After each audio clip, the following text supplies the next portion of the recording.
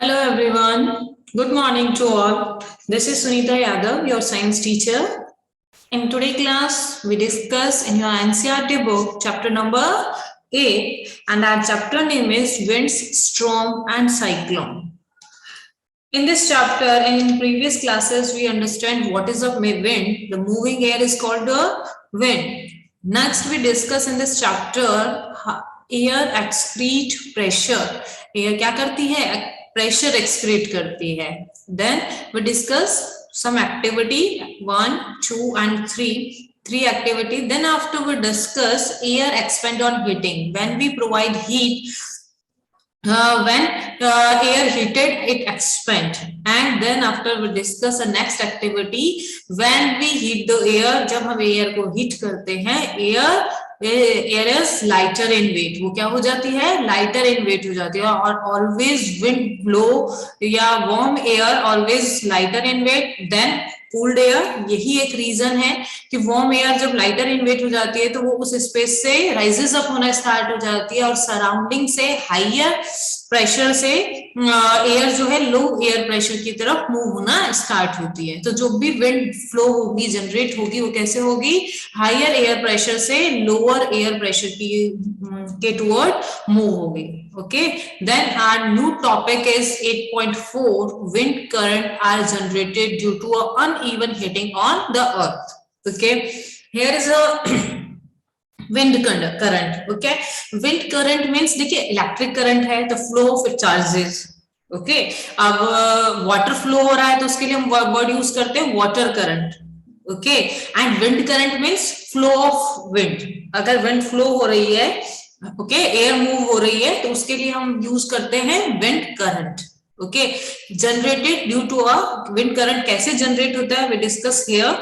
ये first reason इन्होंने बताया है कि due to a uneven heating on the earth. Okay, earth के ऊपर अनइवन हीटिंग होती है, मतलब सब जगह हीटिंग जो है इक्वली नहीं है. That's why wind current is currents are generated. Okay, these situation are, first one is uneven heat wave between the equator and the poles. You might have learned in geography, आपने may be geography में read किया है that region close to the equator get maximum heat from the sun and the air in the region gets warm. The warm air rises and cooler air from the region 0 to 30 degree. Okay, आपने geography में भी आपने read किया है कि जो अर्थ है बिल्कुल इसके सेंटर में क्या है बेटा? इक्वेटर. एंड इधर कॉर्नर्स में क्या है बेटा? North pole and south pole. Okay, we all very well known कि भाई पोल्स में क्या ऐसा होता है कि भाई 6 मंथ सन दिखेगा और 6 मंथ सन राइज नहीं होगा. ओके, सो यहाँ पर हीट जो है बहुत कम अवेलेबल होती है कुछ सीजन्स के लिए, लेकिन इक्वेटर पे स्ट्रेट रेज आती हैं. यहाँ पर हीट जो है बहुत ज्यादा होती है, सन रे बिल्कुल स्ट्रेट फॉर्म में होता है, तो यहाँ पर जो हॉट वेदर है वो रहेगा इक्वेटर पे. ठीक है, तो हीट ज्यादा प्रोवाइड कहाँ होगी? इस जगह पर. अब हीट ज्यादा प्रोवाइड यहाँ पर हो रही है तो यहाँ की एयर क्या होगी? वार्म होगी और लाइटर इन वेट होके राइजेस अप होके एटमोस्फेयर में चली जाएगी. ओके, बट फिर राइजेस अप हो गई तो यहाँ से एयर जब राइजेस अप हो गई तो दैट मीन्स यहाँ का जो एयर प्रेशर है वो क्या हो जाएगा? डिक्रीज हो जाएगा. ओके, और हमने बिफोर इस टॉपिक को स्टार्ट करने से पहले भी हमने ये पॉइंट बोला है कि जो एयर है वो हमेशा हाई एयर प्रेशर से लो एयर प्रेशर की तरफ मूव होना स्टार्ट हो जाती है. तो जो एयर है पोल्स की तरफ फिर हायर प्रेशर हो जाएगा, तो पोल्स की तरफ से हायर प्रेशर से एयर जो है लोअर प्रेशर मीन्स पोल से जो एयर है वो किधर के टूवर्ड मूव होना स्टार्ट हो जाएगी? इक्वेटर के टूवर्ड मूव होना स्टार्ट हो जाएगी. ओके, यहाँ पर दिया the warm air rises and the cooler air from the region in the 0 to 30 degree latitude. Okay, look at this picture. Yes.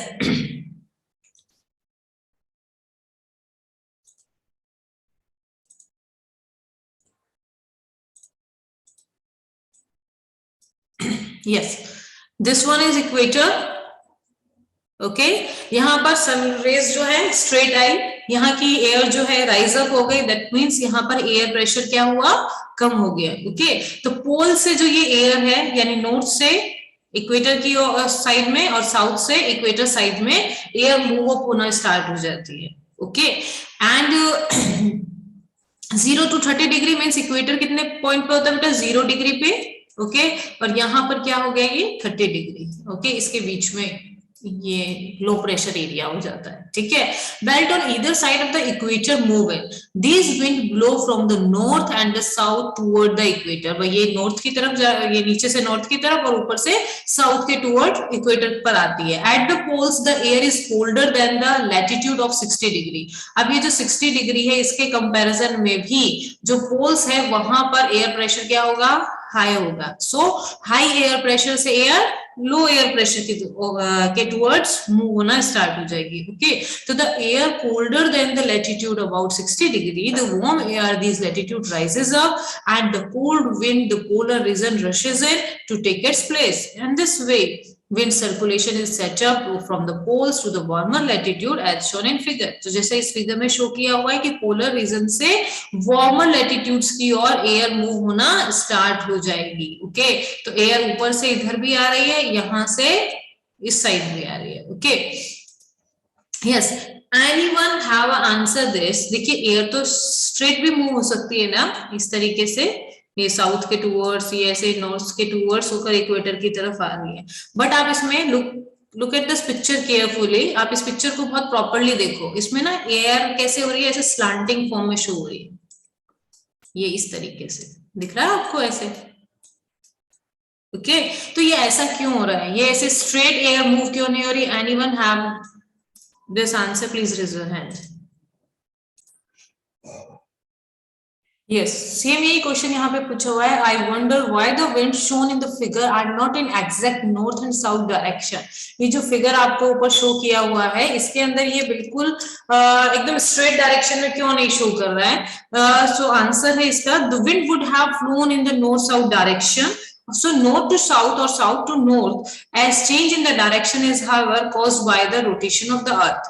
देखिए एयर मूव तो स्ट्रेट ही करती है, जैसे यहाँ सपोज करते हैं एयर प्रेशर इस तरीके से, एयर मूव तो स्ट्रेट ही कर रही होती है, लेकिन अर्थ क्या हो जाती है, रोटेट हो जाती है। तो वो जो विंड है वो मूव हो जाती है इस डायरेक्शन, ओके। तो रोटेशन की वजह से ये जो रेज हैं वो इस तरीके से शो की हुई है। I think you all understood very well, okay. Next one is, okay, I think आपको फर्स्ट रीजन समझ में आया, अनइवन हीटिंग होगी इक्वेटर और पोल्स पे, that's why wind current is produced, okay. And second one is uneven heating on land and water. जो uneven heating होती है किस पे, लैंड पे और वाटर पे, second point is there, so wind current is produced, okay। And second point, uneven heating of land and water, okay। You have read about the sea bridge and land bridge in chapter 4। chapter 4 अपना heat वाला chapter था, उसके अंदर last point जो chapter के अंदर था वो आपका सी ब्रिज एंड लैंड ब्रिज था, ओके। तो in summer near the equator the land warm up faster. आपने देखा कि जो इक्वेटर के पास की जो लैंड होती है ना वो बहुत जल्दी से वार्म अप हो जाती है, गर्म हो जाती है। Most of the time the temperature of the land is higher than that of water in the ocean. Ocean का जो वाटर है उसके कंपैरिजन में लैंड पर हाई टेम्परेचर होता है। तो उससे क्या होगा, लैंड पर जब टेम्परेचर हाई होगा तो वहां की एयर राइज अप हो जाएगी, वहां पर एयर प्रेशर कम होगा, तो ओशियन से या वाटर के ऊपर से जो एयर है, एयर करंट है, वो फ्लो होगी किस तरफ, लैंड की तरफ, okay. The air over the land gets heated and rises, this causes the wind to flow from the ocean toward the land, these are monsoon wind. इसी को हम क्या बोलते हैं, मॉनसून विंड बोलते हैं। What is the meaning of monsoon? देखिए आपने बहुत जगह एसएसटी के अंदर भी, साइंस में भी हमने पढ़ा था, एसिड बेस वाला चैप्टर किया था कि भाई ये वर्ड ग्रीक वर्ड है ना। वैसे ही जो मॉनसून वर्ड है ना, it's derive from Arabic word. जैसे अरेबियन लैंग्वेज होती है ना, सेम वैसे ही अरेबिक वर्ड जो से मौसम से वर्ड बना है मॉनसून, ओके। एंड मौसम means which means season, which means season, okay। तो मॉनसून विच कौन से वर्ड से डिराइव्ड हुआ है, अरेबिक वर्ड से डिराइव्ड हुआ है, okay. In winter the direction of wind flow get reverse, और विंटर्स में क्या होता है, उल्टा होना स्टार्ट हो जाता है। It flow from the land of the ocean. Winter में क्या होगा, जो एयर है वो लैंड से किस तरफ मूव करना स्टार्ट हो जाएगी, ओशियन की तरफ होना स्टार्ट हो जाएगी, okay. I want to know what these winds do। for us. The winds from the ocean carry water and bring rain. जो ये ओशियन से जो विंड लैंड की तरफ आती है वो क्या करती है, कैरी करके आती है साथ में वाटर को और रेन लेके आती है. It is the part of water cycle. ये भी किसका पार्ट है, वाटर साइकिल का पार्ट है. The monsoon wind carry water and it's rain. जो मॉनसून विंड्स है वो कैरी करती है वाटर को और रेन लेकर आती है. Okay, clouds bring rain and give us happiness. जो क्लाउड्स हैं वो रेन लेके आते हैं और रेन को देखकर हम सब में हैप्पीनेस आ जाती है. जो फार्मर है in our country depend mainly on the rains for their harvest या इरिगेशन बोल सकते हैं. जो फार्मर्स हैं वो टोटली डिपेंड होते हैं किस पे, मॉनसून पे फॉर आवर क्रॉप्स, इरिगेशन के लिए. Then after they harvest their crops. And there are many folk songs associated with clouds and rain. बहुत सारे folk songs हैं जो उनकी खुशी को बताते हैं. बहुत सारे festivals हैं जो उस टाइम पे बनाए जाते हैं. Sing and enjoy with your friend if you know such a song. आपको कोई सॉन्ग इस तरीके का आता है कि भाई बारिश आती है उस टाइम पे लोग गाते हैं उस सॉन्ग को. Here is one for you. यहाँ पर आपके लिए एक छोटी सी सॉन्ग दिया हुआ है जो रेन के आने पर गाया जाता है. So roaring clouds across the sky, tell us the monsoon here, dark and floating clouds then pour, raindrops everywhere. Clouds make lightning flash overhead and irrigate filled with rain. Clouds make earth its fragrance spread when wet with drops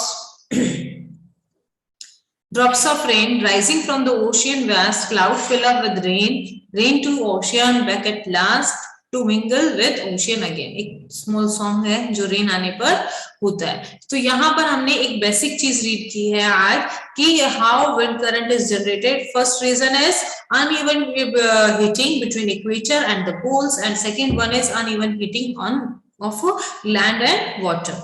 Okay, then always rain not give us happiness. Okay, however it is not always a happy ending. मतलब ऐसा नहीं है कि बारिश आने से हमेशा happy ending होती है और always we feel joy. Okay, rain often creates problems. Rain अपने साथ में कुछ problems को भी create करती है. Can you list some problems? आप problem को की जो है list है वो prepare कर सकते हो कि rain होने से कौन कौन सी problem आ जाएंगी. You can discuss the causes and solution of the problem with your teacher and your parents. Also, in nature itself, there are certain situations that can sometimes create a disaster, pose threat to humans' life and plant life. Let us study two such situations. First one is thunderstorm and second one is cyclone.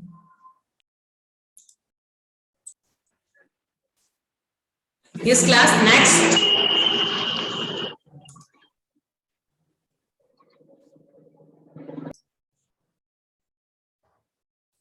Okay, next point is thunderstorm and cyclone, how this happen and how they produce, and what is the disaster point. जो भी इनके disaster point है कैसे produce होते हैं, destruction caused by cyclone. 2 and 3 topics are remaining. We discuss in next class. Okay.